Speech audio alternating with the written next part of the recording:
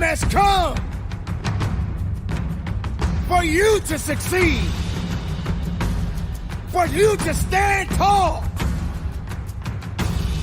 They aren't maddening to me. They don't frustrate me. They inspire me. Inspire me to drive and push more and to push harder. It would be just as easy to look into the world and see only the negative things. But once you understand that you can choose to have faith that things are going to work. For you to understand that you got a mission. And your mission is not done yet. Every day it's not going to be a good day. But every day is a blessed day. Because you are above the ground. You are walking tall. There is no time for sorrow. Because misery has no place in your life. The mind is a powerful weapon. Because no matter what's happening, your mind does matter. So I say, dig in and get to pushing. Those of you who are listening to this, whoever hear this, you will not find toughness in a comfortable environment. You will not find it. I was trying to look for it everywhere.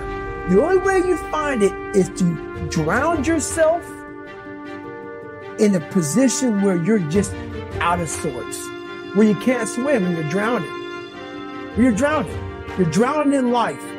When you say, you know what, man? And then you start to engage parts of your mind that you never engaged before. But you can't engage it by sitting back in these nice chairs. And if you put the wrong things inside of your mind, the best things won't come out. The best of you won't show up. Do you feel that all you know is sorrow?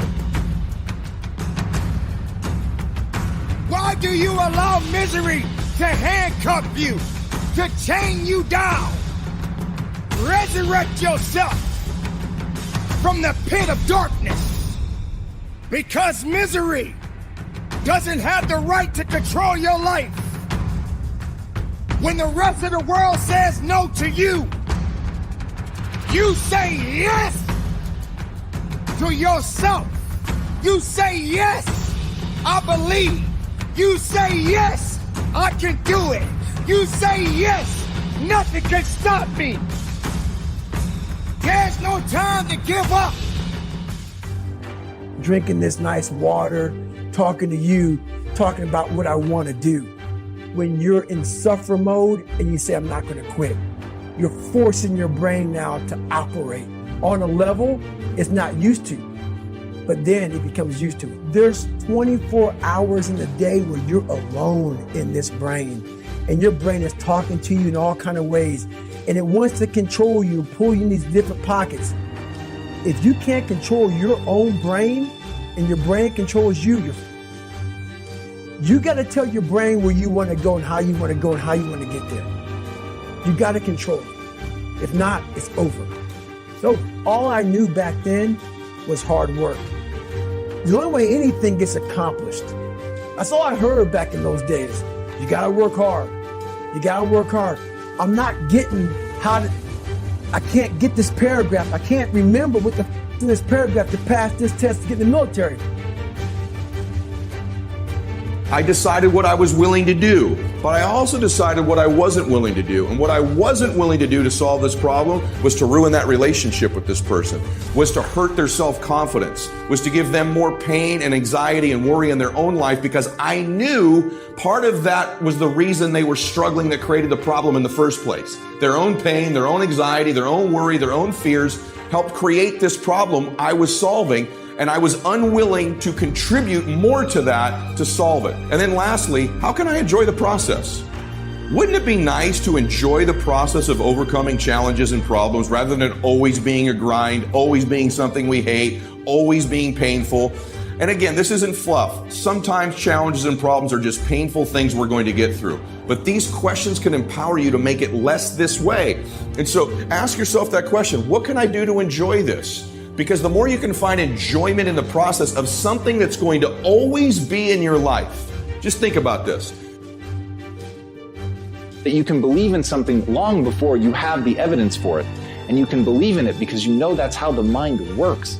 That's where humans generate their power. They don't generate it from seeing some evidence of something in the world. We generate our power by first believing that our efforts will be rewarded. You have to put that at the center of your being. And as Wayne Dyer said, be miserable or motivate yourself. Whatever has to be done is always your choice. So if you want to do something, recognize there's no obstacle holding you back other than what you choose to believe. And if you want to be miserable, it's going to be there for you. And if you want to be empowered, it's there for you. If you want strength, it is there for you. It's a decision. It's something that you decide to believe in, that you can get strong. We have this sort of fantasy that if I can get rich enough, or I can get in the perfect relationship, or I have the best business, or maybe if I just don't do anything and I retire someday, I won't have problems and challenges in my life. Now, we consciously know that's not true, but it's sort of the fantasy we live with.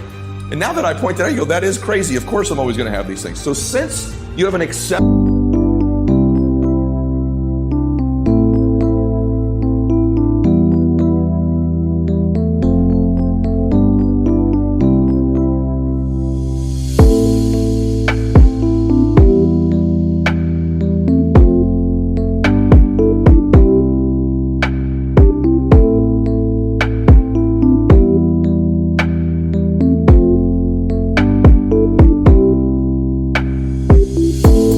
that problems and challenges are going to exist, isn't it probably important that you learn to enjoy the process of overcoming them and solving them?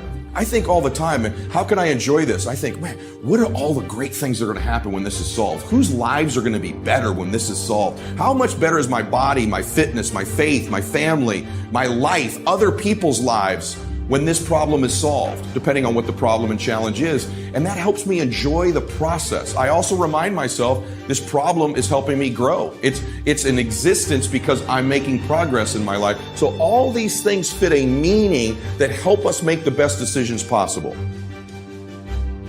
And that ultimately is the ultimate strength, to believe that you can get better, to believe that you can become whatever you want to become. So choose optimism right now. Choose to let it fill you. Choose to feel it, to sit in that sensation that anything you set your mind to is possible. When you allow yourself to embody that, to believe it, no matter what anybody tells you, no matter how many people tell you that you're stupid, you're a failure, that you're never going to do anything, that you are going to believe in yourself. If you can do that, if you can choose that optimism, you can go anywhere. Because you realize everything you needed was in you all along. It was simply choosing to believe you could execute against it. So have that faith. Go out and do it.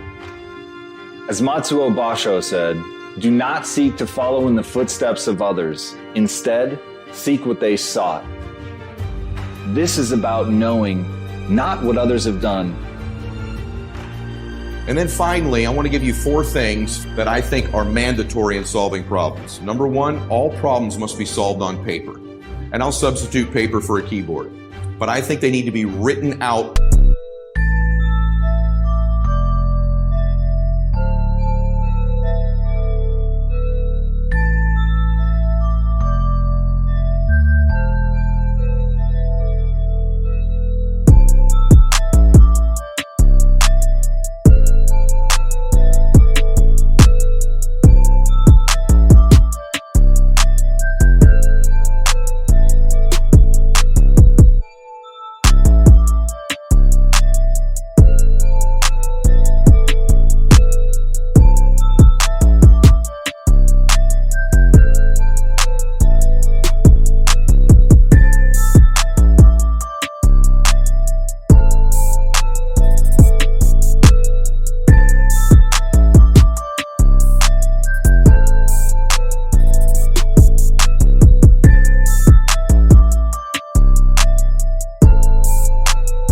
problems. There's a process that happens and a clarity of thought when we move the problem just out of our mind where all the emotions are and onto a piece of paper where we get resourceful and we get specific. And so all problems in the 15% category need to be solved on paper. When you write them down, you begin to see them. Also, by putting the problem outside of your mind and on a piece of paper, you remove yourself from the emotion of the problem and you become outside the problem, and your perspective changes simply by writing it. It gives you a different level of awareness to solve the problem from. It removes you from it and the emotion oftentimes, and it gives you a worldview, a perspective of above it that's different than when you're in it in your head. This is a huge thing I do on almost every problem I have that's in the 15% category, is putting it on paper.